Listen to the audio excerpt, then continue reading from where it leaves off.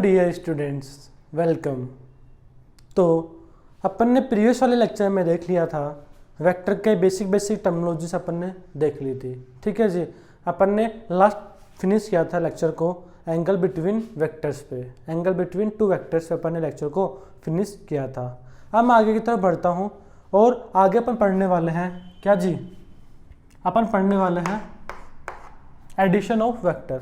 भाई addition of two vector, addition of two vector, यानी कि दो वेक्टर को किस तरीके से जोड़ा जाता है। ठीक है जी, तो इसके लिए भाई दो रूल होते हैं, इसके लिए दो रूल होते हैं। एक तो होता है क्या, ट्रायंगल लो, एक होता है पैरेललोग्राम लो। कौन कौन से दो रूल होता है? फर्स्ट इज ट्रायंगल लो, पहला तो ट्रायंगल लो होता है, और दूसरा कौन सा होता है भाई, पैरेललोग्राम लो।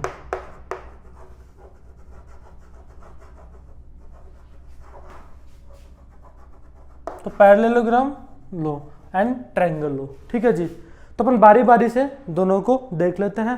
पहले अपन बात करते हैं ट्रायंगल लो की, तो हेडिंग डाल लेना ट्रायंगल लो। तो ट्रायंगल लो की अपन बात करें तो आप लोग जरा ध्यान से देखना, इंपॉर्टेंट है, काम का है। तो सुनना जरा, मैंने मान लिया कोई एक वेक्टर ले लिया ए, भाई क्या ले लिया, एक वेक्टर ए ले लिया। ठीक है जी, अब इस ए वेक्टर की हेड से, इस ए वेक्टर की हेड से बी वेक्टर की मैंने क्या जोड़ दी भाई, टेल जोड़ दी। ए वेक्टर की हेड से बी वेक्टर की क्या जोड़ दी, टेल जोड़ दी। समझ में आ रहा भाई, ए वेक्टर की हेड से बी वेक्टर की हेड से बी वेक्टर क्या जोड़ दी, टेल जोड़ दी। तो एक ऐसा वेक्टर, तो एक ऐसा वेक्टर जो ए वेक्टर की टेल से निकलेगा, ए वेक्टर की टेल से निकलेगा और बी वेक्टर की हेड को जोड़ेगा। भाई ऐसा वेक्टर जो ए वेक्टर की टेल से निकलेगा और बी वेक्टर की हेड को जोड़ेगा, वह ही ए वेक्टर और बी वेक्टर क्या कहलाएगा, रिजल्टेंट वेक्टर कहलाएगा। ठीक है जी, ये वेक्टर क्या कहलाएगा, रिजल्टेंट वेक्टर कहलाएगा। किसका, ए वेक्टर और बी वेक्टर का। तो मैं लिख सकता हूँ R vector is equal to A vector plus B vector. ठीक है जी, तो शायद ये आपको समझ में आया होगा कि किस तरीके से अपन बोलेंगे ट्रायंगल लो को। अपन ने एक वेक्टर ले लिया, उस वेक्टर की हेड से दूसरे वेक्टर की क्या जुड़ी हुई होनी चाहिए, क्या जुड़ी हुई होनी चाहिए, टेल। यानी कि ए वेक्टर था जिसकी हेड से बी वेक्टर क्या जुड़ी हुई होनी चाहिए, टेल जुड़ी हुई होनी चाहिए। तो एक ऐसा वेक्टर जो इस ए वेक्टर की टेल से निकले और बी वेक्टर किसको जोड़े, हेड को जोड़े। ठीक है जी, बी वेक्टर की हेड को जोड़े, वो वेक्टर क्या कहलाएगा, ए वेक्टर और बी वेक्टर क्या कहलाएगा, रिजल्टेंट वेक्टर कहलाएगा। ठीक है जी, तो R vector is equal to क्या लिख सकते हैं अपन, A vector plus B vector लिख सकते हैं। तो ये आगे अगर मैं बात करूं तो आप लोग देख सकते हो, ये तो क्या हो गया भाई, ट्रायंगल लो हो गया। तो आपको समझ में आना चाहिए। अब मैं यहाँ पे आप लोगों से बात करूं कि भाई मैं क्या कर दिया, ये तो ट्रायंगल लो था। अब नेक्स्ट मैं बात करता हूं पैरेललोग्राम लो। तो पैरेललोग्राम लो की अगर अपन बात करते हैं तो क्या बोलता है, देखिए आप लोग इससे समझिए एक बार कि मैंने लिया एक वेक्टर ए ही था, दूसरा वेक्टर क्या था, बी वेक्टर ए था। भाई एक वेक्टर ए ये था और बी वेक्टर वो है। तो आपके पास दो तरीके, आपके पास दो तरीके, कौन से दो तरीके कि भाई मैंने बी वेक्टर को उठा के ए वेक्टर किससे जोड़ दिया, हेड से जोड़ दिया। यानी कि बी वेक्टर की टेल को ए वेक्टर की किससे जोड़ दिया, हेड से जोड़ दिया। समझ में आता है जी। तो ये अपने पास एक तरीका क्या है, इस बी वेक्टर को उठाया, इसकी हेड को जोड़ दिया, और बी वेक्टर को उठाया, इसकी टेल को जोड़ दिया। समझ में आ रहा है भाई। जब हम बी वेक्टर को उठा के ए वेक्टर की टेल हेड से जोड़ देंगे, बी वेक्टर की टेल को ए वेक्टर की हेड से जोड़ देंगे, तो आप लोग देख सकते हो ये क्या बन गया भाई, ये क्या बन गया, ट्रायंगल लो बन गया। भाई क्या आ रहा है, ट्रायंगल लो आ रहा है। अगर अपन बी वेक्टर को उठा के बी वेक्टर की टेल को उठा के ए वेक्टर की हेड से जोड़ देते हैं तो क्या आ जाएगा भाई, ट्रायंगल लो आ जाएगा यहाँ से। और यदि अपन ने बी वेक्टर की टेल को उठा के, ए वेक्टर की किससे जोड़ दिया भाई, बी वेक्टर की टेल को उठा के ए वेक्टर की टेल से जोड़ दिया। ठीक है जी, तो ए वेक्टर की किससे जोड़ दिया, टेल से जोड़ दिया, तो कुछ इस प्रकार बन जाएगा। आप लोगों को समझ में आ रहा होगा, ए वेक्टर की टेल से बी वेक्टर की क्या जोड़ दी, टेल जोड़ दी, समझ में आ रहा है। और पहले वाले केस में क्या किया था, ए वेक्टर की हेड से बी वेक्टर की टेल जोड़ दी थी। तो अब इसमें रिजल्टेंट कैसे निकालेंगे, जरा ध्यान से देखना, ठीक है जी। तो मैंने क्या किया, तो पैरेललोग्राम लो क्या होता है, यदि ए वेक्टर की टेल से, यदि किसी एक वेक्टर की टेल से दूसरे वेक्टर की टेल जोड़ दी जाती है, यानी कि ए वेक्टर की टेल से यदि अपन ने बी वेक्टर की टेल जोड़ दी, तो एक ऐसा वेक्टर जो इन दोनों की कॉमन टेल से निकलेगा, ऐसा वेक्टर जो ए वेक्टर और बी वेक्टर की जो जहां पे टेल मिल रही है, जहां पे उनकी पूंछ मिल रही है, वहां से क्या होगा, निकलेगा, वो वेक्टर क्या कहलाएगा, इन दोनों वेक्टर का रिजल्टेंट कहलाएगा, ठीक है जी। ये वाला वेक्टर क्या कहलाएगा, इन दोनों वेक्टर का रिजल्टेंट कहलाएगा, यानी कि R vector is equal to क्या लिख सकते हैं आप लोग, A vector plus B vector लिख सकते हो, ठीक है जी। तो आप लोगों को समझ में आ गया होगा कि पैरेललोग्राम लो क्या होता है और ट्रायंगल लो क्या होता है। अपन पैरेललोग्राम लो को थोड़ा सा डिटेल में और जानते हैं, ठीक है जी। पैरेललोग्राम लो को अपन थोड़ा सा डिटेल में जानने की कोशिश करते हैं। तो पैरेललोग्राम लो की आगे मैं बात करूं तो देखना जरा यहाँ पर, तो ट्रायंगल लो आप लोगों को समझ में आएगा, क्या किया, ए वेक्टर की हेड से बी वेक्टर की टेल जोड़ दी, तो ऐसा वेक्टर जो ए वेक्टर की टेल से निकलेगा और बी वेक्टर की हेड से हेड को जोड़ेगा, वो क्या कहलाएगा, ए वेक्टर और बी वेक्टर का क्या कहलाएगा, रिजल्टेंट कहलाएगा, ठीक है जी। और यहाँ पे मैंने क्या किया, ए जहां पे ए वेक्टर और बी वेक्टर की कॉमन टेल मिल रही थी, जहां पे टेल क्या रही थी, मिल रही थी ए वेक्टर और बी वेक्टर की, तो उन दोनों की कॉमन टेल से जो वेक्टर निकलेगा वो क्या कहलाएगा, उनका रिजल्टेंट वेक्टर कहलाएगा, समझ में आता है अभी। तो ये तो हो गया पैरेललोग्राम लो और दूसरा ट्रायंगल लो, ठीक है जी। तो अपन पैरेललोग्राम लो को थोड़ा सा और डिस्कस करते हैं डिटेल से, तो सुनना जरा। मैं पैरेललोग्राम लो की अगर अपन और आगे बात करें तो यहां पे देखना जरा, अपन ने क्या देखा अभी कि वेक्टर ए लिया, ठीक है जी, दूसरा वेक्टर क्या था, बी वेक्टर था। अब मैं क्या कर दे रहा हूं, तो आप लोग बोल सकते हो सर पैरेललोग्राम जैसा फॉर्मेशन तो यहाँ पे बना ही नहीं, वहां पे तो हमारे को समझ में आ रहा था कि ट्रायंगल लो में ट्रायंगल जैसा फॉर्मेशन हो रहा था, लेकिन पैरेललोग्राम में पैरेललोग्राम जैसा फॉर्मेशन नहीं हो रहा, तो अपन क्या करेंगे, फॉर्मेशन कर लेंगे। किस तरीके से, देखना जरा। मैंने क्या किया, इसको आगे की तरफ एक्सटेंड कर दिया, समझ में आ रहा भाई, इसको आगे की तरफ एक्सटेंड कर दिया और इसको क्या कर दिया, आगे की तरफ एक्सटेंड कर दिया, समझ में आ रहा है। तो क्या हो रहा है यहाँ पर, अब आप लोगों को दिख रहा होगा कि यदि ये ए वेक्टर होगा, यदि यह ए वेक्टर होगा तो क्या होंगे, पैरेलल होंगे, तो ये भी क्या होगा, ए वेक्टर होगा। और यदि यह बी वेक्टर है, यदि यह बी वेक्टर है तो ये भी क्या होगा भाई, बी वेक्टर होगा, समझ में आ रहा है। यदि यह ए वेक्टर है तो ये भी ए वेक्टर होगा, और ये बी वेक्टर है तो ये भी क्या होगा, बी वेक्टर होगा। अपन ने मान लिया ये क्या होगा, दिशाओं के मध्य का कोण होगा, और दिशाओं के मध्य का कोण क्या कहलाता है, सदिशों के मध्य का कोण कहलाता है। तो मैंने इसको क्या मान लिया, थीटा मान लिया। तो सुनना जरा मैंने क्या किया, अब आगे मैंने क्या किया, इसको भी थोड़ा आगे एक्सटेंड कर लिया, इसको क्या कर लिया, आगे एक्सटेंड कर लिया, समझ में आता है। और यहां से क्या किया, यहां से इसके ऊपर परपेंडिकुलर ड्रॉ कर दिया, तो क्या ड्रॉ कर दिया, परपेंडिकुलर ड्रॉ कर दिया, किसके ऊपर, ए वेक्टर के ऊपर। तो यहां पे देखना आगे मैंने क्या कर दिया, इसको नामांकन कर दिया, ओ ए बी सी, और इसको डी मान लेते हैं, समझ में आ रहा है। तो आप लोग पता है कि सर ए वेक्टर और बी वेक्टर की जो कॉमन टेल से जो वेक्टर निकलेगा वो क्या कहलाएगा, ए वेक्टर और बी वेक्टर क्या कहलाएगा, रिजल्टेंट कहलाएगा। तो आप लोग बोल सकते हो कि ये जो वेक्टर होगा, ये जो वेक्टर होगा ये क्या होगा, ए और बी का रिजल्टेंट वेक्टर होगा, यानी कि जो डायगोनल जो है भाई, जो डायगोनल जो निकल रही है ये क्या होगी, डायगोनल होगी किसकी, पैरेललोग्राम की। तो डायगोनल जो है ये क्या है, रिजल्टेंट है किसकी, ए वेक्टर और बी वेक्टर के। तो रिजल्टेंट को लिख देंगे ए वेक्टर प्लस बी वेक्टर लिख देंगे, थीटा क्या है, ए वेक्टर और बी वेक्टर के बीच का कोण है।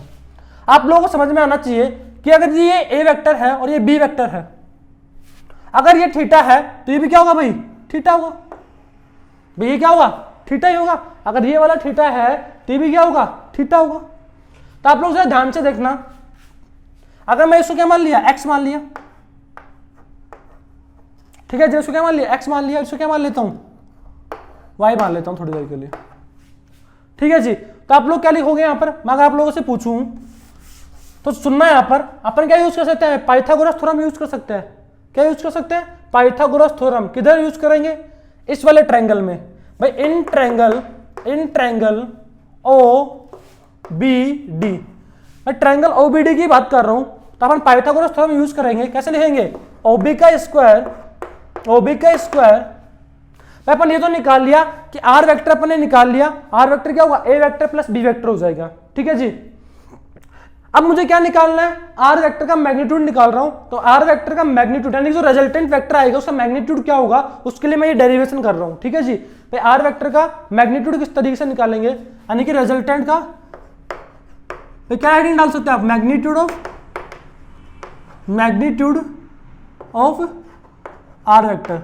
ये जो आर वेक्टर होगा इसका मैग्नीट्यूड क्या होगा, ये अपन यहां पे देखने की कोशिश करेंगे। ठीक है जी, तो आगे अपन बात करें तो आप लोग देख सकते हो कि मैंने क्या किया, ओबी का स्क्वायर प्लस क्या होगा, ओडी का square is equal to OD का स्क्वायर प्लस बीडी का स्क्वायर। ऐसे मैंने कर दिया भाई, ओबी का square is equal to OD का स्क्वायर प्लस बीडी का स्क्वायर। समझ में आता है। अब ओबी क्या है भाई, ओबी क्या है, आर वेक्टर है, तो आर वेक्टर का स्क्वायर कर दिया।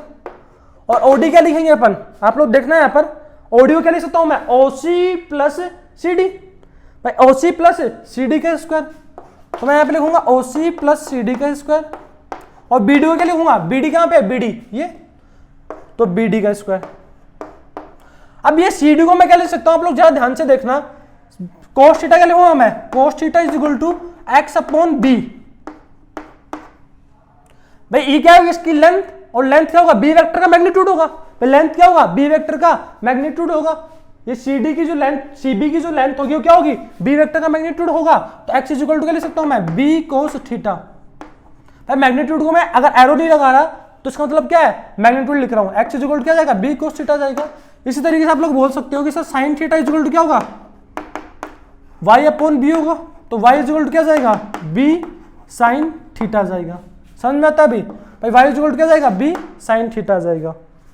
तो देखना जरा, तो मैंने आर वेक्टर से क्या लिख दिया, ए वेक्टर, भाई क्या था आर वेक्टर, चलो आर वेक्टर रहने देते हैं, आर वेक्टर का मैग्नीट्यूड का स्क्वायर। भाई आर वेक्टर के मैग्नीट्यूड का स्क्वायर इज इक्वल टू क्या होगा, ओसी का स्क्वायर, ओसी प्लस सी डी का स्क्वायर। तो ओसी क्या है भाई, ए, और सी डी क्या है, सी डी क्या होगा, एक्स है। भाई ये क्या है, सी डी है, और ये क्या है, बी डी है। तो सी डी क्या होगा भाई, बी कोस थीटा का स्क्वायर, और बी डी क्या होगा भाई, बी साइन थीटा का स्क्वायर। भाई बी साइन थीटा का होल स्क्वायर।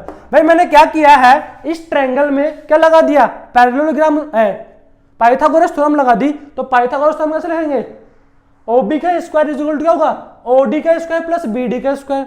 तो मैंने ओडी का स्क्वायर को लिख दिया, ओसी प्लस सी डी लिख दिया। और ओसी क्या है, ए है, ए वेक्टर का मैग्नीट्यूड है, तो वो मैंने लिख दिया, ओसी को ए लिख दिया। और ये क्या है, बी कोस थीटा है, और ये बीडी क्या होगा भाई, बी साइन थीटा होगा। ठीक है जी, तब अपन आगे बात करते हैं। तो मैंने क्या कर दिया, अब इसको खोल दिया। यदि आप इसको सोल्व करोगे तो आप लोग देख सकते हो कि क्या आएगा, आर वेक्टर का मैग्नीट्यूड का स्क्वायर क्या आएगा भाई, यहां पर ए का square plus B square cos square theta plus 2ab cos theta plus B square sine square theta, ये आ जाएगा भाई, b square sine square theta. तो फाइनली आंसर क्या आएगा, देखना जरा, आप लोग देख सकते हो यहां पे क्या हो रहा है, बी स्क्वायर कॉमन आ रहा है, तो बी स्क्वायर अपन कॉमन ले लेंगे, तो क्या जाएगा, b square sine square theta plus cos square theta plus 2ab cos theta. समझ में आ रहा है भाई। तो क्या जाएगा यहाँ पे, आर वेक्टर का मैग्नीट्यूड क्या जाएगा, आप लोग देखना, ये तो क्या बच गया, 1 बच गया भाई। Sine square theta plus cos square theta कितना हो जाएगा, 1 हो जाएगा। तो क्या जाएगा, A square plus B square plus 2ab cos theta. तो A square plus B square plus 2ab cos theta क्या आएगा, आर वेक्टर का अंडर रूट क्या जाएगा, आर वेक्टर के आर वेक्टर का मैग्नीट्यूड आ जाएगा। यानी कि आर वेक्टर का जो मैग्नीट्यूड है, आर वेक्टर का जो मैग्नीट्यूड है किस पे डिपेंड करेगा, उनके बीच के एंगल पर भी डिपेंड करेगा। यदि भाई उनके बीच का एंगल क्या है तो उसके ऊपर भी डिपेंड करता है क्या, आर वेक्टर का मैग्नीट्यूड। समझ में आता है अभी। अब अपन आगे बात करें तो आपको ये याद रखना कि आर वेक्टर का मैग्नीट्यूड क्या होता है, √a² + b² + 2ab cos theta. और ये डेरिवेशन आप लोगों को शायद समझ में आ गया होगा। तो अपन आगे बात करें तो मैं चाहता हूं, मैं क्या चाहता हूं भाई, मैं चाहता हूं कि ए वेक्टर और रिजल्टेंट वेक्टर के बीच का एंगल निकालना। भाई मैंने मान लिया क्या, अल्फा मान लिया भाई। ए वेक्टर और रिजल्टेंट वेक्टर के बीच का एंगल निकालना, तो वो कैसे निकालेंगे जरा ध्यान से देखना। तो सुनना जरा, अपन क्या करेंगे। तो अपन आप लोग देख सकते हो कि सर ये वाला जो ट्रायंगल है, यहां पे अपन क्या लिख दे, tan अल्फा लिख दे। भाई इस वाले ट्रायंगल में आप लोगों को दिख रहा है कि सर आप क्या लिख दो, tan अल्फा लिख दो। तो tan अल्फा क्या होगा भाई, BD/OD। और BD क्या है, BD क्या है, sine B sin theta, B sin theta upon, आप लोग क्या लिखोगे, BD/OD। तो BD अपॉन OD क्या लिख दोगे, OC + CD, OC + CD। तो आप लोग देख सकते हो BD तो क्या है भाई, BD तो क्या है, B sin थीटा है। BD तो क्या है, B sin थीटा है। और OC क्या है भाई, OC क्या है, OC आप लोगों ने देखा कि A है अपॉन ये क्या है, CD। भाई OC + CD, OC = A और CD = क्या है, A cos theta, B cos theta. ठीक है जी, तो क्या जाएगा, B cos theta, that is tan alpha. तो आप लोग देख सकते हो कि tan अल्फा क्या है, B sin theta upon A + B cos theta. यानी कि अल्फा = क्या जाएगा, tan inverse B sin theta upon A + B cos theta. यानी कि अल्फा = क्या जाएगा, tan inverse B sin theta upon A + B cos theta. आप लोग समझ में आ गया कि अल्फा क्या है, अल्फा क्या है, एंगल बिटवीन, भी क्या है, angle between r vector and a vector. यानी कि रिजल्टेंट वेक्टर और ए वेक्टर के बीच का कोण है। यदि आप ए वेक्टर के बीच का कोण निकाल रहे हो तो क्या लिखा अपन ने, ए नीचे आएगा, यानी कि B sin theta upon A + B cos theta.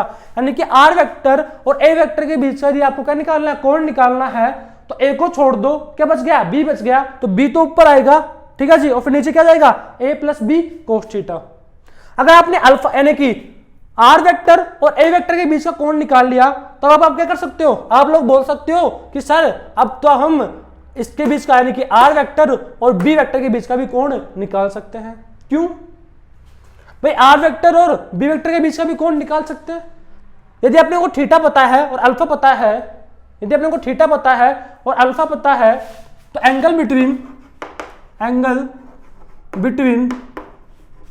Are vector and b vector, angle between r vector and b vector क्या होगा, आप लोग क्या लिखोगे, थीटा माइनस अल्फा। ये मान लो बीटा, इसको क्या मान लो, बीटा मान लो। तो बीटा क्या होगा भाई, थीटा माइनस अल्फा। आप लोग जानते हो कि बीटा क्या हो जाएगा, अल्फा क्या है, tan inverse B sin theta upon A + B cos theta.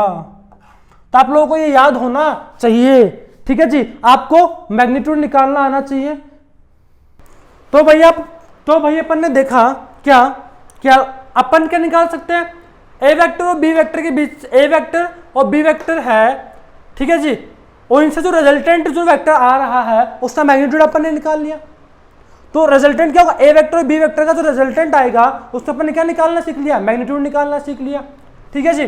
साथ ही साथ अपन ने देख लिया कि रिजल्टेंट वेक्टर और ए वेक्टर के बीच का कोण कैसे निकाला जाता है। और यदि अपन ने रिजल्टेंट वेक्टर और ए वेक्टर के बीच का कोण निकाल लिया, तो अपन जो बच गया वेक्टर यानी कि रिजल्टेंट वेक्टर और जो बच गया, कौन सा बच गया, बी वेक्टर, उनके बीच का भी कोण आसानी से निकाल सकते हैं, क्योंकि अपने को थीटा पता है, अल्फा पता है। तो निकालने के लिए क्या कर देंगे भाई, थीटा माइनस अल्फा कर देंगे, तो क्या जाएगा, रिजल्टेंट वेक्टर और बी वेक्टर के बीच का कोण भी आ जाएगा, ठीक है जी। अब अपन कुछ साथ एग्जाम्पल करते हैं। आप लोगों को ये याद रखना जरूर कि भाई tan अल्फा क्या था, ए वेक्टर और रिजल्टेंट वेक्टर के बीच का कोण था।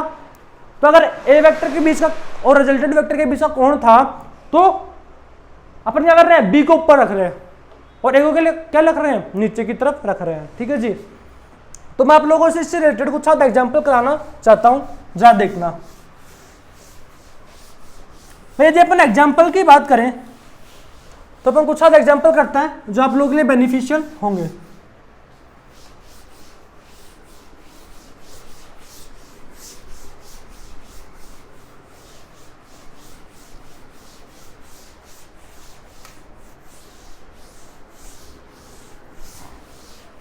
तो जरा ध्यान से देखना कि भाई क्या किया हमने। पहला क्वेश्चन, एक वेक्टर लिया ए वेक्टर लिया जो कि क्या है भाई, जिसका मैग्नीट्यूड है मान लीजिए 3, जिसका मैग्नीट्यूड क्या है 3 है और वो है 60 डिग्री नॉर्थ ऑफ ईस्ट। इसी तरीके से मैंने बी वेक्टर लिया है जिसका मैग्नीट्यूड क्या है 4 है और वो क्या है भाई 30 डिग्री,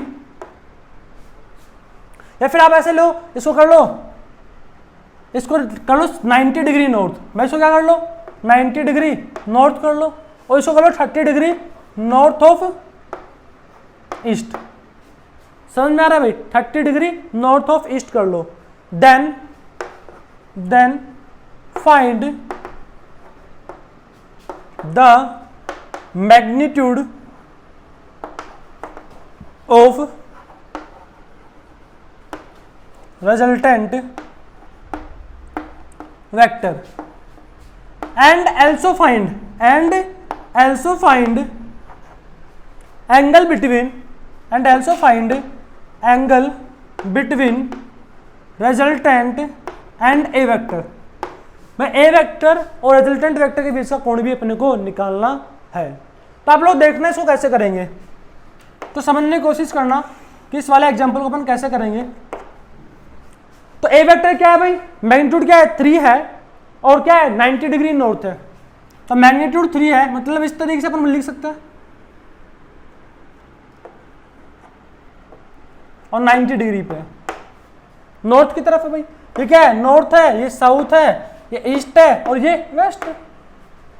अब बी वेक्टर क्या है, मैग्नीट्यूड क्या है 4 है, मैग्नीट्यूड क्या है 4 है और डायरेक्शन क्या है 30 डिग्री नॉर्थ ऑफ ईस्ट।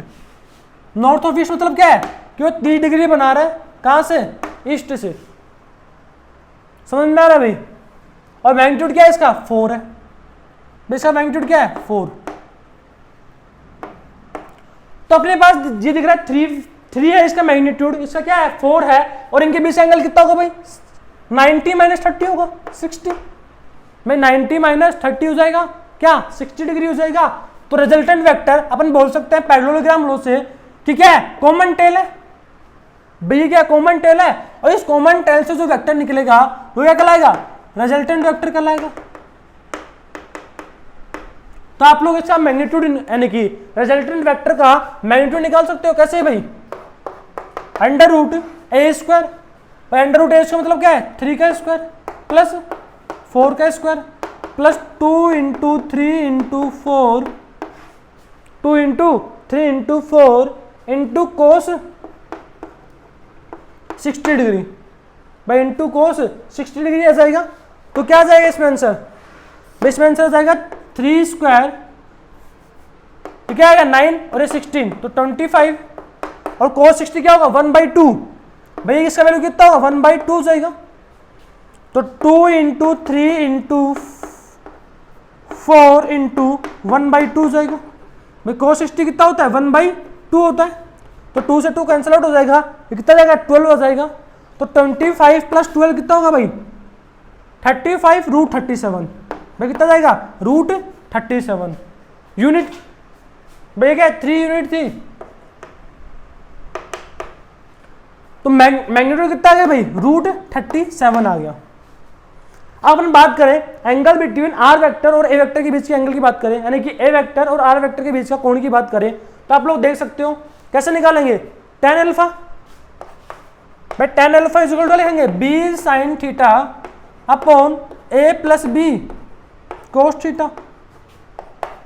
तो b तो क्या है भाई यहां पर, b कितना है 4 है भाई, b कितना है 4 है। तो बी को क्या ले लिया यहाँ पर भाई, बी वेक्टर क्या है 4 है, और साइन थीटा कितना होगा 60, साइन 60 अपॉन 3 प्लस 4 कोस 60। तो आप लोग देख सकते हो कितना आएगा, √3/2 आ जाएगा, और 2 से 2 कैंसिल आउट हो जाएगा तो ऊपर हो जाएगा 2√3, और ये कोस 60 क्या होता है 1/2 होता है, तो 2 2 से 4 आ जाएगा, नीचे क्या हो जाएगा 5। तो tan अल्फा कितना आएगा भाई, tan अल्फा जाएगा, यानी कि अल्फा इज इक्वल टू क्या जाएगा, अल्फा इज इक्वल टू आप लोग लिख सकते हो tan इनवर्स 2√3/5। समझ में आ रहा भाई, अल्फा इज इक्वल टू क्या जाएगा 2 tan इनवर्स 2√3/5 आ जाएगा। समझ में आता है। आगे अपन बढ़ते हैं नेक्स्ट क्वेश्चन की तरफ। आगे अपन बात करें तो आप लोग ध्यान से समझना कैसे करेंगे भाई। ये वाला क्वेश्चन आपको भली बात समझ में आया होगा यदि आप लोगों ने डेरिवेशन ध्यान से देखा होगा और उसको समझा होगा। तो आगे अपन बात करें तो नेक्स्ट क्वेश्चन की तरफ बढ़ता हूं मैं, और आप लोगों को बोला गया है क्या भाई, एक वेक्टर है ए जिसका मैग्नीट्यूड है क्या भाई 4, और दूसरा वेक्टर है बी जिसका मैग्नीट्यूड क्या है 5। एक वेक्टर ए है जिसका मैग्नीट्यूड है 4, यानी कि magnitude of a vector is 4 and magnitude of b vector is 5, and angle between a vector and b vector is 120 degree, is 120 degree. Then find magnitude of a vector plus b vector, यानी कि resultant vector का क्या निकालना अपने को, magnitude निकालना है। ठीक है जी, तो सुनना कैसे निकालेंगे। आपको दे रखा है ए वेक्टर जिसका मैग्नीट्यूड क्या है 4 है, और दूसरा क्या दे रखा है 5, इस तरीके से। अब क्या बोला गया आप लोगों को कि इनके बीच का कोण कितना है भाई 120 डिग्री है। भाई इनके बीच का कोण कितना है 120 डिग्री है, और आपको क्या निकालना है, रिजल्टेंट वेक्टर निकालना है। तो रिजल्टेंट वेक्टर किस तरफ भी हो सकता है, अपन क्या करेंगे सीधा सीधा फॉर्मूला यूज करते हैं। कैसे, आर वेक्टर का मैग्नीट्यूड इज इक्वल टू क्या लिखोगे, √a² मतलब 4 का स्क्वायर प्लस 5 का स्क्वायर प्लस 2 × 4 × 5 × cos 120 डिग्री। आगे बात करें तो आप लोग समझ सकते हो कि सर ये तो क्या 16 हो जाएगा, ये 25 हो जाएगा, ये क्या हो जाएगा भाई कितना हो जाएगा 2 × 4 × 5, और cos 120 क्या होगा भाई, cos 120 degree is equal to क्या होगा cos 90 + 30, और cos 90 + 30 कितना होगा साइन माइनस साइन 30 डिग्री। भाई माइनस साइन 30 डिग्री मतलब -1/2। तो क्या लिख देंगे भाई, ये तो माइनस हो जाएगा एक, 2 × 4 × 5 × 1/2, तो 16 + 25 कितना होगा 25 + 10 35, और 35 उससे क्या हो जाएगा 41, 41 माइनस ये से कैंसिल आउट हो गया 20, तो आंसर हो जाएगा कितना, बेस में से घटाएगा तो कितना आएगा √21। भाई √21 आ जाएगा। तो मैग्नीट्यूड क्या आ गया भाई √21, किसका मैग्नीट्यूड, ए वेक्टर प्लस बी वेक्टर का मैग्नीट्यूड आ गया क्या √21। अब आप लोग चाहो तो क्या निकाल सकते हो भाई, resultant vector and a vector के बीच का कोण भी निकाल सकते हो। इन दोनों के बीच से क्या निकाल सकते हैं, एंगल भी निकाल सकते हैं। वो कैसे निकालेंगे भाई, tan alpha is equal to b sin theta. भाई b क्या होगा 5 sin थीटा, यानी कि sin 120 degree upon 4 + 5 sin 120 degree. भाई b sin theta upon a + b क्या होता है cos थीटा होता है, तो क्या लिखेंगे यहाँ पे cos 120 डिग्री। तो देखना जरा क्या आ गया भाई 5 sin 90 + 30। अगर आपको समझ में नहीं आ रहा sin 90 + 30 sin 120 डिग्री का वैल्यू कैसे निकालेंगे, तो आप लोग ट्रिग्नोमेट्री वाला जो लेक्चर है उसको जरूर देख लीजिए, जो कि मैंने प्लेलिस्ट डाल रखी है। उसकी प्लेलिस्ट में आपको परेशानी नहीं होगी, आप लोगों को सब सीक्वेंस वाइज मिल जाएगा। तो इलेक्ट्रोस्टैटिक्स की प्लेलिस्ट मिल जाएगी आप लोगों को, और उसकी प्लेलिस्ट मिल जाएगी किसकी भाई, बेसिक मैथ्स मतलब ट्रिग्नोमेट्री वगैरह जो भी उसमें पढ़ाया गया है वो सब आपको वहाँ पे मिल जाएगा। तो आप लोग उसको देख लें ताकि आपको ट्रिग्नोमेट्री ये जो sin 120 डिग्री है इसका इन सब का वैल्यूज निकालना आप लोगों को आ जाए, फिर आगे बढ़िए। तो sin 90 + 30 कितना होगा भाई cos 30 डिग्री हो जाएगा, और cos 30 डिग्री कितना हो जाएगा, ये क्या लिख देंगे इसको cos 30, और उसको क्या लिख देंगे ये क्या होगा, माइनस साइन 30 हो जाएगा, cos 90 plus 30 is equal to minus sine 30 degree. समझ में आ रहा है? तो ये जाएगा 5 into root 3/2 upon 4 minus 5 into 1/2। आप लोग इसको सोल्व कर लीजिए तो क्या आ जाएगा, 8 माइनस 5 3 आ जाएगा। तो आप लोग देख सकते हो आंसर क्या आ जाएगा, 5 रूट 3/3 आ जाएगा। 8 माइनस 5 3 आ जाएगा, 2 से 2 कैंसिल आउट हो जाएगा, तो 5 रूट 3/3 आ जाएगा क्या, tan अल्फा। तो अल्फा क्या जाएगा, tan इनवर्स 5 रूट 3/3 आ जाएगा। ठीक है जी, तो अपन अपने थर्ड प्रॉब्लम की तरफ बढ़ते हैं। ये आप लोगों को भली बात समझ में आ गया होगा। यदि आपको समझ में नहीं आ रहा है तो आप इनको बार बार देखिए ताकि आप लोगों को सब अच्छे से समझ में आ जाए। वेक्टर बच्चों, वेक्टर जो होता है ना वो काफी बेसिक चैप्टर है, और ये जो बेसिक चैप्टर ही काफी सारे स्टूडेंट्स को नहीं आता, और उनकी इसकी वजह से जो 11th क्लास होती है और जो 12th क्लास होती है उनमें चीज़ें समझने में काफ़ी ज़्यादा दिक्कतें आती हैं। तो जो भी बच्चे 10th से 11th की तरफ मूव कर रहे हैं, या फिर जिनकी 11th क्लास में वेक्टर वीक रह गया, वो प्लीज़ इन वीडियोस को काफ़ी ध्यान से देखें और उनको सीखें ताकि आपको 12th में कोई दिक्कत नहीं आए, और जो 11th के स्टूडेंट हैं उनको 11th में कोई दिक्कत ना आए। तो ये वीडियोस देख लोगे तो आप लोगों को काफ़ी ज़्यादा बेसिक मैथ्स और यानी कि वेक्टर आप लोग अच्छे से कर लेते हो, तो आप लोग देखोगे कि आपको काफ़ी सारी चीज़ें आसानी से समझ में आ जाएंगी। ठीक है जी, अब मैं नेक्स्ट क्वेश्चन की तरफ बढ़ रहा हूँ। तो नेक्स्ट क्वेश्चन की मैं बात करूँ तो आपको क्या दे रखा है कि दो वेक्टर है, ए वेक्टर है और बी वेक्टर है। भाई इन दोनों का मैग्नीट्यूड आपको दे रखा है 2, भाई 2 यूनिट दे रखा है। मैग्नीट्यूड क्या दे रखा है, 2 यूनिट दे रखा है। And angle between a vector and b vector is angle between a vector and b vector is 60 degree. Then find magnitude of resultant vector. देखो क्या निकालना है, मैग्नीट्यूड निकालना है रिजल्टेंट वेक्टर का। तब आसान आप लोगों के लिए कर सकते हो। कैसे करेंगे भाई, अंडर रूट ए स्क्वायर यानी कि 2 का स्क्वायर प्लस अंडर रूट यानी plus B square plus 2 into cos 60 degree भाई 2ab कोस थीटा।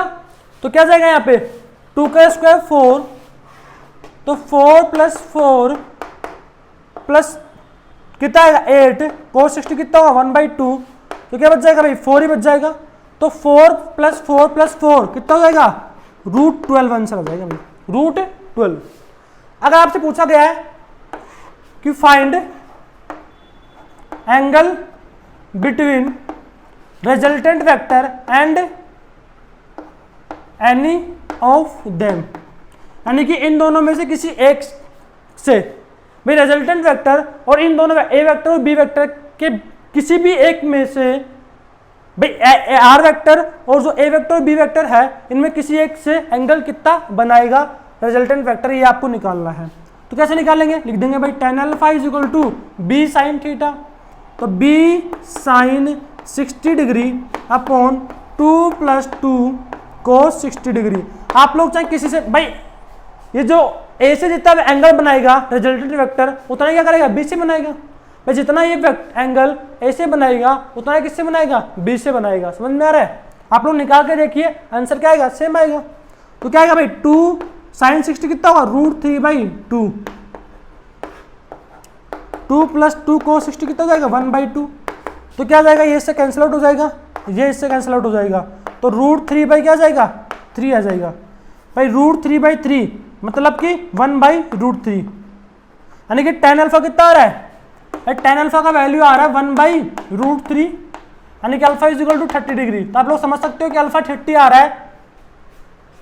अगर ये इस तरीके से है, ये 2 था, ये 2 था, इन दोनों के बीच का एंगल 60 था, तो ये क्या आएगा, ये 30 आ गया, तो ये भी क्या आ जाएगा भाई 30 आ जाएगा। कुछ इस प्रकार हो जाएगा। समझ में आ रहा है भाई। तो ये इस प्रकार अपन प्रॉब्लम कर सकते हैं, आप लोगों को समझ में आना चाहिए। देखो बच्चों, आप लोग आगे बात करें अपन, तो आगे देखना जरा, ये कुछ इंपॉर्टेंट पॉइंट है इनसे रिलेटेड, वो आप लोग जरूर नोट कर लेना। इंपॉर्टेंट पॉइंट क्या है देखना जरा। भाई अभी अपन ने निकालना सीखा कि जो मैग्नीट्यूड होता है, रिजल्टेंट वेक्टर जो होता है उसका जो मैग्नीट्यूड होता है वो क्या होता है भाई, पर रिजल्टेंट वेक्टर का जो मैग्नीट्यूड होता है वो क्या होता है, वो अपन ने देखा √a² plus b² plus 2ab cos theta होता है। समझ में आ रहा है? अब आप लोग इंपॉर्टेंट पॉइंट नोट करते जाना। मैं बोलता हूं यदि if theta is equal to 0 degree, if theta is equal to 0 मतलब क्या हो गया, अगर थीटा 0 हो गया यानी कि दोनों वेक्टर क्या हो गए, पैरेलल हो गए, यानी कि ए वेक्टर और बी वेक्टर क्या हो जाएंगे भाई, पैरेलल हो जाएंगे। यानी आप लोग बोल सकते हो कि A vector is parallel to B vector.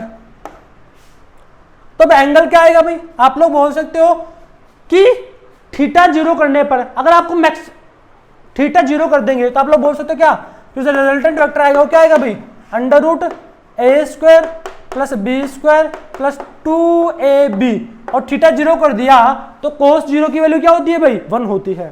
तो cos 0 की वैल्यू क्या होती है, 1 होती है।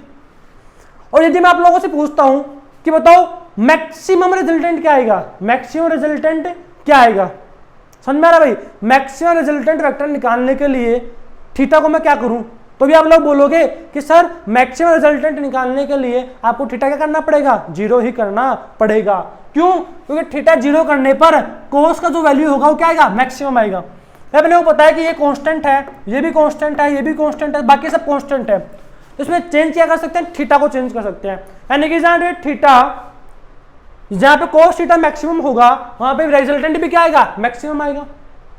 और कोस थीटा मैक्सिमम कहां पे होता है, जब थीटा क्या होता है, 0 होता है। भाई कोस थीटा का जो वैल्यू होता है, कोस थीटा का जो वैल्यू होता है कहां से कहां तक होता है, -1 से 1 तक होता है। तो मैक्सिमम वैल्यू क्या लेता है, ये 1 लेता है। कहां पे लेता है, 0 पे लेता है। भाई 0 पे क्या लेगा, ये 1 लेगा। तो आप लोग बोल सकते हो कि जो वैल्यू आएगी क्या आएगी, मैक्सिमम वैल्यू आएगी। तो आप लोगों से पूछा जाए कि बताओ दो वेक्टर है उनकी मैक्सिमम वैल्यू किस थीटा पे आएगी, तो मैक्सिमम वैल्यू किस थीटा पे आएगी भाई, थीटा बराबर 0 डिग्री पे आएगी। ये आप लोगों को याद रखना है कि अगर थीटा 0 हो गया मतलब वेक्टर क्या हो गए, पैरेलल हो गए, और वेक्टर पैरेलल हो गए तो रिजल्टेंट आएगा वो क्या आएगा, मैक्सिमम आएगा। और मैक्सिमम क्या आएगा, √a² plus b² plus 2ab cos theta आ जाएगा। और यदि मैं इसमें आप लोग ये और मान लो, यदि मैं आगे और बोल देता हूं कि इफ ए और बी का मैग्नीट्यूड भी क्या बोल देता हूं मैं, अगर सेम बोल देता हूं, if magnitude of A and B same, तब लोग बोल सकते हो क्या लिख दोगे भाई, कुछ दिक्कत ही नहीं फिर तो उसमें, ठीक है जी। आप लोग वो तो फिर बात की बात है, उसमें कोई दिक्कत वाली बात नहीं है, कुछ भी कर सकते हैं ऐसे तो करने को, ठीक है जी। लेकिन आपको ये याद रखना है। अब सेकंड में आप लोगों से बात करूं, यदि मैं मतलब बोलूं if theta is equal to pi, भाई थीटा को मैंने क्या कर दिया, पाई कर दिया, यानी कि 180 डिग्री। थीटा की वैल्यू क्या ले लिया भाई, 180 डिग्री ले ली मैंने। थीटा की वैल्यू क्या ले ली, 180 डिग्री ले ली। और 180 डिग्री ले ली तो आप लोगों को समझ में आता है, कल मैंने पढ़ाया था आप लोगों को, इससे प्रीवियस वाले लेक्चर में मैंने आपको पढ़ाया था क्या, कि थीटा 180 डिग्री में तो होना मतलब क्या हो गया, एक वेक्टर अगर इधर है तो दूसरा वेक्टर किधर होगा, इस तरफ होगा। यानी कि वेक्टर कैसे होंगे, एंटी पैरेलल। ऑपोजिट क्या इनकी डायरेक्शन है, मैग्नीट्यूड क्या डिफरेंट है, तो वेक्टर कैसे है भाई, एंटी पैरेलल वेक्टर है। और थीटा अगर पाई होगा तो कोस पाई का वैल्यू क्या होता है, -1 होता है। और आप लोगों को समझ में आना चाहिए कि -1 क्या होता है, कोस का न्यूनतम मान होता है। और अगर कोस का न्यूनतम मान अपन यहाँ पे ले रहे हैं तो ये बाकी सब तो कांस्टेंट है, तो ये भी क्या आएगा भाई, न्यूनतम ही आएगा। समझ में आ रहा है भाई, अगर कोस थीटा का न्यूनतम मान कहां पे आएगा, पाई पे आएगा। तो अगर इसका मान न्यूनतम पाई पे आ रहा है तो रिजल्टेंट का जो न्यूनतम मान है वो भी कहां पे आएगा, थीटा इज इक्वल टू पाई पे आएगा। तो आप लोग बोल सकते हो कि इस वाले केस में जो रिजल्टेंट आएगा वो क्या आएगा, न्यूनतम आएगा। और न्यूनतम कितना आएगा, √a² plus b² plus -2ab हो जाएगा भाई। क्यों, क्योंकि कोस 180 डिग्री क्या होता है, -1 होता है। तो √a² प्लस b² -2ab आ जाएगा।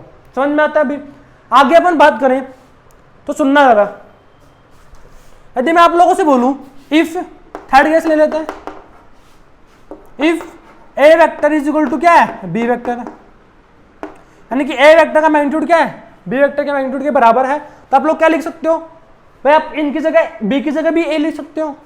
तो अब मैग्नीट्यूड क्या जाएगा भाई, आप लोग क्या लिखोगे, √a² plus a² plus 2ab 2aa cos theta लिख दोगे। और अपन लिखना चाहे तो क्या आ जाएगा भाई, यहां से देखना जरा, तो टू ए स्क्वायर हो गया प्लस 2a स्क्वायर कोस थीटा। समझ में आ रहा है भाई।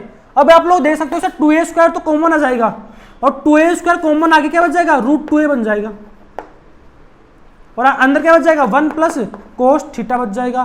तो कोस थीटा के लिए देंगे 2 कोस स्क्वायर थीटा बाई 2 -1। आपको ट्रिग्नोमेट्री आनी चाहिए, अगर ट्रिग्नोमेट्री आप लोगों को नहीं पढ़ रही तो आप लोग पढ़ लीजिए, मैंने लेक्चर्स डाल रखे हैं, ठीक है जी। तो क्या लिख देंगे 2 कोस स्क्वायर थीटा बाई 2 -1, तो लिख देंगे तो आंसर क्या आएगा √2a, अंदर आ जाएगा 1 plus 2 cos square theta by 2 -1, तो इससे कैंसिल आउट हो जाएगा। तो क्या आ गया भाई, आप लोग देख सकते हो क्या बच जाएगा, इसको मैं ऊपर लिख दे रहा हूं, तो √2a into √2 cos theta by 2 बच जाएगा। समझ में आ रहा है। और √2 इंटू √2 क्या जाएगा, यानी कि आंसर क्या जाएगा 2a cos theta by 2, 2a cos theta by 2। तो आप लोग सीधा सीधा लिख सकते हो कि यदि मैग्नीट्यूड a वेक्टर और b वेक्टर क्या हो गए, बराबर हो गए, तो रिजल्टेंट वेक्टर क्या जाएगा भाई, रिजल्टेंट वेक्टर का जो मैग्नीट्यूड आएगा वो क्या जाएगा 2a कोस थीटा बाई 2 आ जाएगा, 2a कोस थीटा बाई 2 आ जाएगा। समझ में आ रहा है। तो ये कुछ इंपॉर्टेंट चीजें हैं जो आप लोगों को पता होनी आवश्यक है। आप लोग ये भी लिख सकते हो, 4th पॉइंट ये भी लिख लो, if theta is equal to pi by 2, भाई थीटा क्या हो जाए पाई बाई 2, मतलब कोस पाई बाई 2 क्या होता है भाई 0 होता है, और यहां पे भी लिख लेना कोस 0 क्या हो जाएगा 1 हो जाएगा, और कोस 180 डिग्री क्या हो जाएगा भाई -1 हो जाएगा। तो यहां पे अगर हम बात करें तो आप लोग क्या लिखोगे, रिजल्टेंट वेक्टर क्या लिख लोगे, √a square plus b square plus 2ab कोस 90, जो कि क्या होता है 0 होता है। तो रिजल्टेंट क्या आ जाएगा भाई, रिजल्टेंट आ जाएगा √a square plus b square, √a square plus b square, जो कि आप लोगों को निकालना आना चाहिए। समझ में आ रहा है। यानी कि रिजल्टेंट का मैग्नीट्यूड मैक्सिमम कब आएगा, जब थीटा क्या हो जाएगा 0 हो जाएगा। रिजल्टेंट का न्यूनतम मान कब आएगा, जब थीटा क्या हो जाएगा 180 डिग्री हो जाएगा। समझ में आ रहा है भाई। यानी कि थीटा के ऊपर सारी कहानी डिपेंडेंट है, थीटा को चेंज करते जाएंगे तो रिजल्टेंट का जो मैग्नीट्यूड आएगा वो क्या होता जाएगा भाई, वेरी होता जाएगा, कम ज्यादा होता जाएगा। अपन ने पूरा का पूरा एडिशन ऑफ वेक्टर देख लिया, उसमें अपने ट्रायंगल लॉ देख लिया, पैरेललोग्राम लॉ देख लिया, साथ ही साथ अपने प्रॉब्लम्स किए और कुछ इंपॉर्टेंट पॉइंट भी उससे नोट डाउन कर लिए। अब मैं आप लोगों से बात करता हूं क्या, सब्ट्रैक्शन ऑफ वेक्टर, यानी कि वेक्टर का सब्ट्रैक्शन किस तरीके से किया जाता है। तो आप लोग ध्यान से सुनना, नेक्स्ट हेडिंग डाल लेना क्या, सब्ट्रैक्शन ऑफ वेक्टर। भाई आप लोगों से जो प्रॉब्लम आएंगे वेक्टर में यदि आते हैं तो वो इस प्रकार से आएंगे जैसे मैंने आप लोगों से पूछे हैं, आप लोग उनको ध्यान रखिए, रिजल्ट्स जो निकाले हैं उनको ध्यान रखिए, ठीक है जी। बाकी सब चीजें आप लोग आसानी से कर लोगे।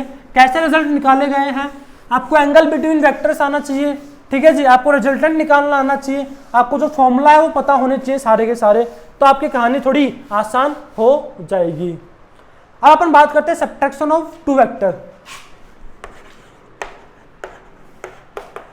सब्ट्रैक्शन ऑफ टू वेक्टर्स, ठीक है जी, यानी कि दो वेक्टर को घटाने का तरीका क्या होता है वो अपन देखने वाले हैं।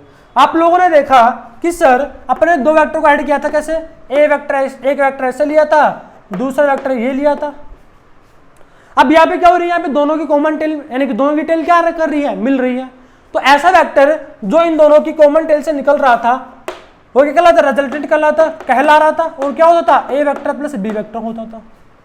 लेकिन अब आपको ए वेक्टर प्लस बी वेक्टर नहीं निकालना, अब वो क्या निकालना है, ए वेक्टर माइनस बी वेक्टर निकालना है, यानी कि एक वेक्टर में से दूसरा वेक्टर क्या करना है, सब्ट्रैक्ट कर देना है। समझ में आ रहा है भाई, एक वेक्टर में से दूसरा वेक्टर सब्ट्रैक्ट कर देना है। तो आप लोग कॉमन सेंस यूज करो, कैसे करेंगे, एक मिनट के लिए पॉज करो और सोचो कि कैसे करेंगे। तो भाई कैसे करेंगे इसको आप लोग देखना जरा। अपन क्या करेंगे कि जो बी वेक्टर है इसका क्या ले लेंगे, नेगेटिव वेक्टर ले लेंगे। नेगेटिव वेक्टर लेने का मतलब क्या होता है कि मैग्नीट्यूड तो सेम लेते हैं, डायरेक्शन क्या ले लेते हैं, ऑपोजिट ले लेते हैं। तो क्या आ जाएगा भाई, माइनस बी वेक्टर आ जाएगा। भाई क्या नेगेटिव ऑफ बी वेक्टर है, ये क्या है नेगेटिव ऑफ बी वेक्टर। समझ में आ रहा है भाई। मैंने मान लिया कि यहाँ पे एंगल कितना था, थीटा था, यहाँ पे एंगल कितना था, थीटा था। अब नेगेटिव वेक्टर लेके और मैं क्या कर रहा हूँ, इस ए वेक्टर से जोड़ दे रहा हूँ इसकी टेल को। तो इस ए वेक्टर से इसकी टेल को जोड़ दूंगा तो देखना आप लोग क्या बन जाएगा, ऐसा बन जाएगा। ये तो क्या है ए वेक्टर है, ये क्या है माइनस बी वेक्टर है, और ये क्या था, ये बी वेक्टर था, ये एंगल थीटा था। समझ में आ रहा है अभी। अब आप लोग देख सकते हो कि एक वेक्टर ए है, दूसरा वेक्टर माइनस बी वेक्टर है, तो अब क्या करें, वही पैरेललोग्राम यूज कर ले। किसके लिए, ए वेक्टर और माइनस बी वेक्टर के लिए। तो पैरेललोग्राम अगर अपन यूज करेंगे तो आप लोग देख सकते हो कि रिजल्टेंट वेक्टर कुछ इस प्रकार आएगा।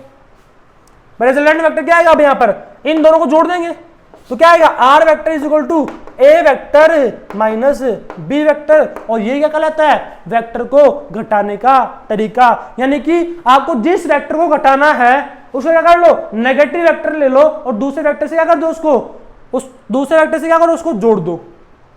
तो क्या जाएगा, क्या हो जाएगा भाई, वेक्टर घट जाएगा, यानी कि सबट्रैक्शन ऑफ वेक्टर आ जाएगा। आप लोग देख सकते हो यदि ए वेक्टर और बी वेक्टर के बीच का एंगल थीटा था तो ए वेक्टर और माइनस बी वेक्टर के बीच का एंगल क्या हो जाएगा, ये एंगल कितना हो जाएगा भाई। अगर ये थीटा है, ये पूरा कितना होगा, पाई होगा, और ये थीटा था तो कितना हो जाएगा, पाई माइनस थीटा। समझ में आ रहा है। तो आप लोगों को कुछ भी नहीं करना, आप लोगों को कुछ भी नहीं करना, एक्स्ट्रा क्या करना है, जहां पे थीटा था वहां पे क्या कर देना है, पाई माइनस थीटा कर देना है। समझ में आ रहा भाई, जहां पे थीटा था वहां पे कर दो पाई माइनस थीटा कर दो। तो जो रिजल्टेंट का जो फॉर्मूला आ जाएगा वो किसके लिए जाएगा भाई, इसके लिए अपन रिजल्टेंट निकालेंगे तो क्या जाएगा, under root A square plus B square plus 2ab cos pi minus theta लिख देंगे। और कोस पाई माइनस थीटा क्या होता है भाई, माइनस कोस थीटा होता है, यानी कि ए स्क्वायर प्लस बी स्क्वायर क्या बच जाएगा, माइनस 2ab कोस थीटा। ये क्या जाएगा, ए वेक्टर माइनस बी वेक्टर का मैग्नीट्यूड आ जाएगा। समझ में आ रहा है भाई। आप लोगों को ऐसे किसके लिए करना है, आपको इसी तरीके से किसके लिए करना है, टेन अल्फा के लिए करना है। Tan alpha is equal to b sine theta upon a plus b cos theta होता था। ठीक है जी। अब थीटा की जगह रख देना पाई माइनस थीटा रख देना भाई, थीटा की जगह रख देना है पाई माइनस थीटा चिपका देना है, कहानी आपकी आसानी से आ जाएगी।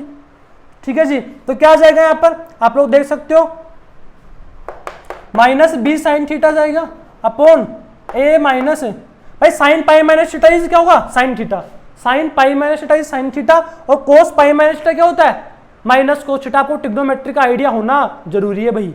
ठीक है जी। तो क्या हो जाएगा, ए माइनस बी कोस थीटा, ये क्या जाएगा, टेन अल्फा जाएगा। भाई आपको कुछ नहीं करना, जो अपन रिजल्ट निकाले थे वहां पे थीटा से क्या रख देना है, पाई माइनस थीटा पुट कर देना है सब्ट्रैक्शन करने के लिए दो वेक्टर का।